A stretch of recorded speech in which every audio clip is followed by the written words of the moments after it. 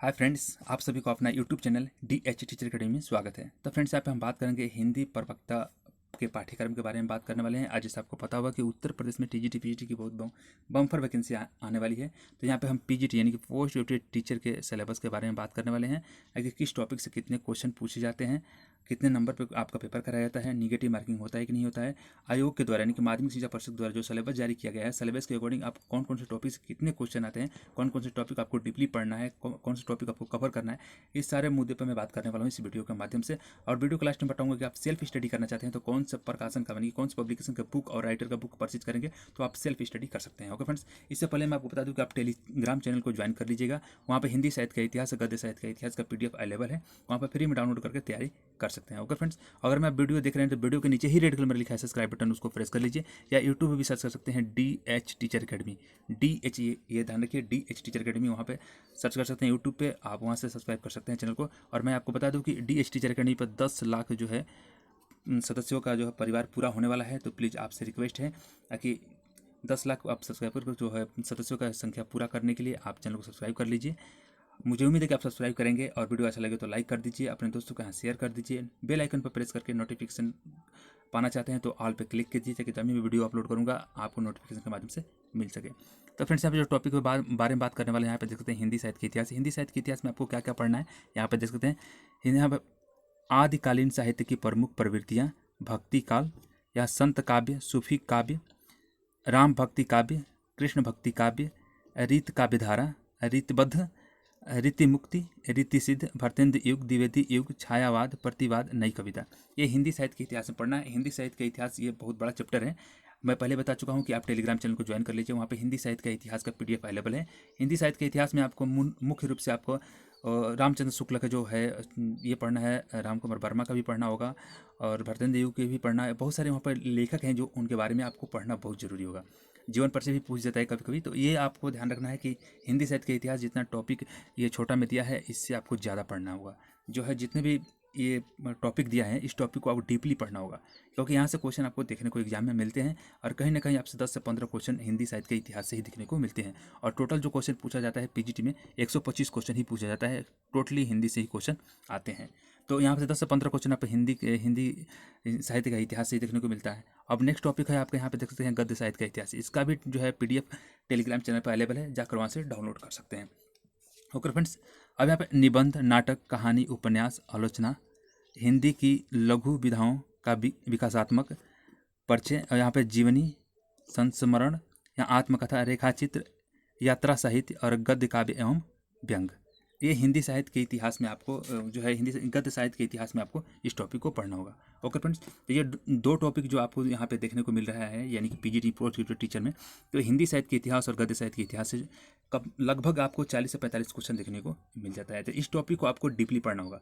और मैं आपको बता दूँ कि टेलीग्राम चैनल पर बिल्कुल जो हेडिंग वाइज आपको जो है जो टॉपिक यहाँ पे दिया गया है, टॉपिक वाइज वहाँ पे जो है पूरा हैंड राइटिंग में लिखा हुआ है, आप जाकर वहाँ से रीड कर सकते हैं। आप डाउनलोड कर लीजिए, कोई चार्ज नहीं है, फ्री में। ये DH टीचर अकेडमी पर जितना भी एजुकेशन से संबंधित जानकारी दी जाती है बिल्कुल फ्री में दी जाता है। ओके फ्रेंड्स, अब यहाँ पे जो अगला टॉपिक है काव्य शास्त्र। काव्य शास्त्र में आपको क्या क्या पढ़ना है, यहाँ पे देख सकते हैं।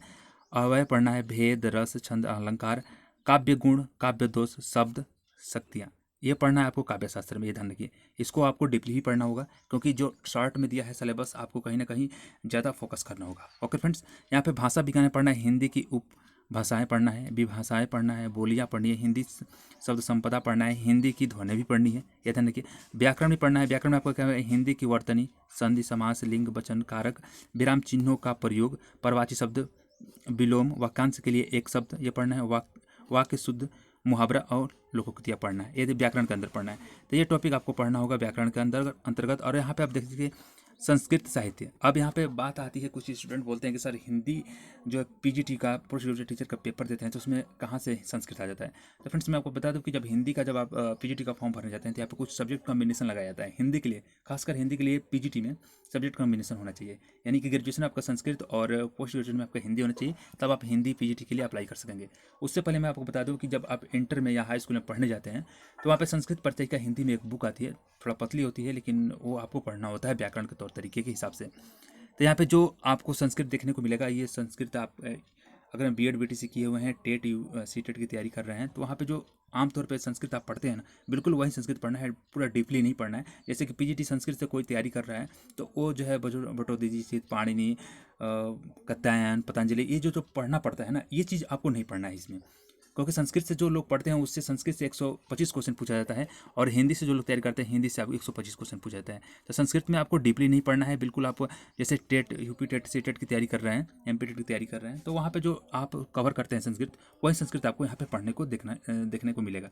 यहाँ पे जो क्वेश्चन पूछा जाता है, जो सिलेबस में दिया जाता है, और सिलेबस के अकॉर्डिंग यहाँ पे क्वेश्चन देखने को मिलेगा। यहाँ पे देखिए क्या क्या टॉपिक आपको देखने को मिलेगा। आप जो हिंदी साहित्य का बुक जो आप पढ़े होंगे ग्रेजुएशन में या एमए किए होंगे, तो उसमें जो राइटर हैं, कुछ नाटक हैं, कुछ काव्य शास्त्र हैं, तो उस काव्य शास्त्र को यहाँ पे पढ़ना होगा। तो देखिए जो पहला यहाँ क में दिया है, संस्कृत साहित्य के प्रमुख रचनाकार एवं उनकी रचनाएं। देखिए यहाँ पे रचनाकार और रचनाकार ये पढ़ना होगा। ये टॉपिक तो आपको हिंदी में भी पढ़ना होगा, क्योंकि हिंदी में भी पूछ देता है कि रसखान के बारे में पूछ देगा, कबीरदास के बारे में पूछ देगा, मीराबाई के बारे में पूछ देगा, सुमित्रानंद पंत है, भारतेंद्र हरिश्चंद्र है, जयशंकर प्रसाद है, ये सारे जो है ना कवि, इनके बारे में हिंदी में पूछता है। तो इस टॉपिक को भी आपको कवर करना पड़ेगा, ये बात को ध्यान रखिए अपने दिमाग में। तो यहाँ पे जो पढ़ना है रचना, यहाँ पे भास का पढ़ना है, कालिदास, भारवी, मागदंडी, भवभूति, श्रीहर्ष, मम्मट, श्रीनाथ, विश्वनाथ या राजशेखर, इनका पढ़ना होगा। ये धन के ये जितने कवि है ना, बस इन्हीं कवि को पढ़ना है, ज़्यादा नहीं पढ़ना है, क्योंकि संस्कृत हिंदी में जो संस्कृत का टॉपिक यहाँ पे आ गया है, तो जो टॉपिक सिलेबस में दिया है, सिलेबस के अकॉर्डिंग क्वेश्चन पूछा जाएगा। यहाँ पे जो जितने भी कवि दिया है, इन्हीं कवि को पढ़ना है, यानी पूरा आपको संस्कृत का चैप्टर ही नहीं पढ़ना है। जो टॉपिक यहाँ पे संस्कृत का दिया है, जो कवि का नाम दिया है, उन्हीं कवि को आप थोड़ा मोड़ा पढ़ लीजिए। इनकी रचनाएं क्या हैं, इनकी जीवन परिचय पढ़ लीजिए, ये कौन कौन से इनका फेवरेट रचनाएं हैं, नाटक क्या है, काव्य शास्त्र क्या है, बस यही पढ़ना है और कुछ नहीं पढ़ना है, ये ध्यान रखिएगा। ओके, अब यहाँ पे ख में देखना है आपको व्याकरण पढ़ना है। व्याकरण तो आपको वहाँ पे भी पढ़ना है, हिंदी में भी। मैं आपको समास, संज्ञा, अलंकार जो बताया, वाक्यांश के लिए शब्द, तो वहाँ पे भी जो है आपको व्याकरण पढ़ना है। और संस्कृत में भी जो टॉपिक आपको यहाँ पे दिया गया है हिंदी पीजीटी में, तो वो भी यहाँ पे भी व्याकरण पढ़ना है। तो थोड़ा मैच करता है व्याकरण, हिंदी का व्याकरण और संस्कृत का व्याकरण हल्का फुल्का मैच करता है। हल्का फुल्का या थोड़ा बहुत ज़्यादा मैच करता है, ऐसा बात नहीं, थोड़ा इधर उधर होता है, तो आप कवर कर लेंगे। तो यहाँ पे भी आपको संधि, स्वर संधि, व्यंजन संधि, विसर्ग, फिर समास, विभक्ति, उपसर्ग, प्रत्यय, शब्द रूप, धातु रूप और काल, अनुवाद, ये टॉपिक पढ़ना है। और देखिए यहाँ पे भी जो है जो व्याकरण में दिया गया था, इसी टॉपिक को आपको व्याकरण में भी पढ़ना होगा। तो देखिए यहाँ पे दिया है व्याकरण में जो पढ़ना होगा, समास, लिंग, संधि, समास, ये सब कुछ पढ़ना है। तो हिंदी संस्कृत में भी ये टॉपिक पढ़ना है, तो आपको ज़्यादातर तैयारी नहीं करना होगा। लेकिन हाँ, ये हिंदी साहित्य का इतिहास और गद्य साहित्य का इतिहास, ये टॉपिक आपको डीपली पढ़ना होगा। ओके फ्रेंड्स, क्योंकि यहाँ से आयोग के द्वारा लगभग 50% क्वेश्चन आपको यहाँ से गेस करने को देखने को मिलेगा। बाकी जो संस्कृत का टॉपिक है उससे मिलेगा, और व्याकरण से आपको जो टॉपिक है उससे आपको देखने को मिलेगा, ये ध्यान रखिए। तो कहीं ना कहीं आपको ज़्यादा फोकस आपको हिंदी साहित्य के इतिहास और गद्य साहित्य के इतिहास पे देना होगा। और इसका PDF जो है DH teacher academy Telegram channel पर अवेलेबल है, आप जाकर वहाँ से डाउनलोड कर सकते हैं। ओके फ्रेंड्स, और मैं आपसे हाथ जोड़ कर रिक्वेस्ट करना चाहूँगा कि DH टीचर अकेडमी चैनल पर 10 लाख सब्सक्राइबर का परिवार अब पूरा होने वाला है। तो आप इस चैनल का सदस्य बनना चाहते हैं तो प्लीज़ चैनल को सब्सक्राइब कर लीजिए। वीडियो देख रहे हैं तो वीडियो के नीचे ही रेड कलर में लिखा है सब्सक्राइब बटन, उसको प्रेस कर लीजिए। अपने दोस्तों के यहाँ शेयर करना मत भूलिएगा, ये ध्यान रखिए। वीडियो अच्छा लगे तो लाइक जरूर करिए, लाइक करते हैं तो थोड़ा हम लोगों का मोटिवेट हम लोग होते हैं कि हमारा वीडियो जो बनाए हैं जो लोग देख रहे हैं उन लोगों को पसंद पड़ रहा है। तो लाइक करने से कुछ होता नहीं है, लाइक कर दीजिए बस। एक तो फिंगर से प्रिंट टच करना होता है, ऐसा कुछ नहीं है कि आपको कुछ यहाँ पे करना पड़ता है, केवल फिंगर से टच करना होता है। आप सब्सक्राइब भी कर सकते हैं, लाइक भी कर सकते हैं, और बेल आइकन पे प्रेस कर दीजिए और ऑल पे क्लिक कीजिएगा। बहुत सारे स्टूडेंट कमेंट सेक्शन में पूछ रहे थे कि सर आपका वीडियो नोटिफिकेशन के माध्यम से हमको नहीं मिलता है। तो कभी कभी यूट्यूब के द्वारा भी कुछ गलतियाँ हो जाती हैं, जिसकी वजह से कुछ टाइम लगता है नोटिफिकेशन भेजने में। लेकिन आप जब बेल आइकन पर क्लिक करेंगे तो सबसे ऊपर जो है ऑल रहेगा, ऑल पे प्रेस कर देंगे, तो जब भी हम वीडियो अपलोड करेंगे नोटिफिकेशन के माध्यम से आपको सबसे पहले मिलेगा। ओके फ्रेंड्स, आई होप आपको समझ में आ गया होगा। ये हिंदी का जो है PGT Hindi post graduate teacher Hindi का सिलेबस है, ये ध्यान रखिएगा। और जो आयोग के द्वारा क्वेश्चन पूछा जाता है बिल्कुल आपको सब्जेक्ट से ही पूछा जाता है, आउट ऑफ सिलेबस आपको तैयारी नहीं करना है, ये ध्यान रखिए। और बुक की बात करिए, कौन सा बुक आप लोगों की सही रहेगा, तो बुक यहाँ पे देखिए आपको ज़्यादातर बुक है जो आपको अरिहंत का नहीं लेना है, ये ध्यान रखिए। अरिहंत का लेना नहीं है। अरिहंत में थोड़ा क्या है कि कुछ चैप्टर तो सही है, लेकिन कुछ चैप्टर ऐसे हैं जो हार्ड लैंग्वेज में वो है। हिंदी के कुछ ऐसे वर्ड हैं जिसका आप मीनिंग नहीं समझ पा रहे हैं, तो उसको आप सेल्फ स्टडी करेंगे, उसका मीनिंग समझ नहीं पाएंगे। तो जब अर्थ नहीं समझेंगे और उसका मीनिंग नहीं समझेंगे तो अर्थ और मीनिंग में थोड़ा डिफरेंट हो जाता है। तो आप जो है एग्जाम हॉल में बैठे रहते हैं, पेपर सामने आता है, तो वहाँ पे कुछ ऐसे वर्ड देखने को मिलते हैं क्वेश्चन पेपर में जिसका अर्थ आप समझ नहीं पाते। हालांकि उस क्वेश्चन को आप ऐसे सॉल्व कर पाएंगे, जैसे कि आपको अर्थ उस क्वेश्चन में बता दिया जाए तो उसका सही आंसर यानी कि करेक्ट आंसर आप गेस करके आएंगे, लेकिन अर्थ ना समझने की वजह से आप उस क्वेश्चन को गलत करके आ जाते हैं। तो एक क्वेश्चन आपका 4 नंबर का होता है और टोटल 125 क्वेश्चन पूछा जाता है और 500 नंबर पर आपका एग्जाम कराया जाता है। तो ये ध्यान रखिए, ये क्वेश्चन आपका 4 नंबर का होता है, तो आप 4 नंबर आप बिल्कुल गलत करके आ जाते हैं तो कहीं ना कहीं आप बहुत ज़्यादा पीछे मेरिट में हो जाते हैं।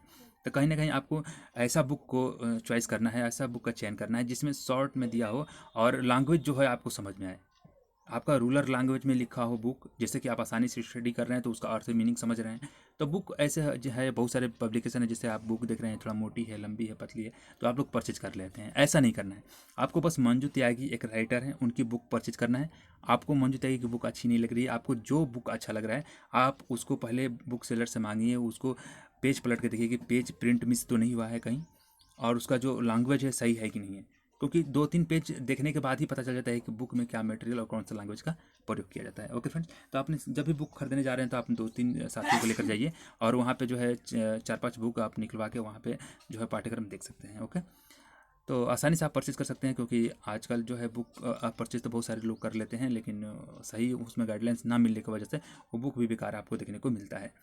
तो आप यूट्यूब का ज़्यादा सहारा ना लीजिए, और क्योंकि आप आज कुछ और वीडियो देख रहे हैं, नेक्स्ट टाइम कुछ और वीडियो देखेंगे और उसके नेक्स्ट टाइम कुछ और वीडियो देखेंगे, तो पीछे वाली जो मटेरियल पढ़ा रहेंगे वो भूल जाते हैं। लेकिन बुक से स्टडी करने के बाद आपका दिमाग में कुछ भी डाटा फिट हो जाता है, तो एग्जाम हॉल में आपको सस्पेंशन नहीं होता है और सही से क्वेश्चन आप गेस करके आ जाते हैं। तो टेलीग्राम चैनल पे जो PDF है उसको डाउनलोड कर लीजिए और उसी को आप स्टडी कीजिए और 60 नोट्स बनाइए, ताकि 1 महीने में जो आप डाटा पढ़े रहेंगे, जो मटेरियल आप पढ़े 1 महीने में पढ़े हैं, उसको 60 नोट्स बनाएंगे तो कहीं ना कहीं आप 5-6 दिन में आपको कवर कर लेंगे। ओके, तो आई होप आपको समझ में आ गया होगा। तो फ्रेंड्स आज के लिए इतना ही। Have a nice day, watching for video. जय हिंद।